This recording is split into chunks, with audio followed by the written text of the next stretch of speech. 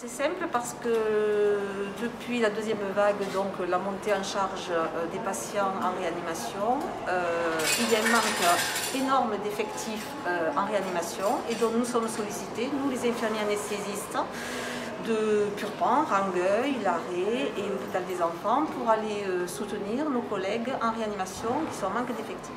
Okay. Comment s'est passée la grève aujourd'hui? Alors très mal, très mal. Pourquoi? Nous l'avons mal vécu parce que beaucoup de grévistes, plus de 60% sur Purpan. Idem pour le deuxième étage de Rangueil et pareil pour HE à peu près, les chiffres donc sont importants. Et nous avons été assignés de façon abusive, c'est-à-dire pour les collègues qui avaient posé 1 heure en fin de service, elles ont été automatiquement assignées pour ne pas fermer des salles de bloc opératoire, alors que ça ne les gêne pas de fermer des salles de bloc opératoire pour que nous allions aider en réanimation.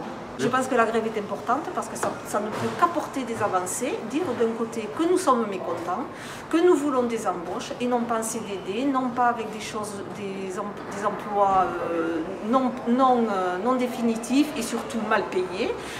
On nous prône d'un côté l'attractivité des emplois sur l'hôpital, mais on s'aperçoit qu'en fait il n'en est rien, que rien n'est fait pour attirer les jeunes infirmières pour venir travailler à l'hôpital.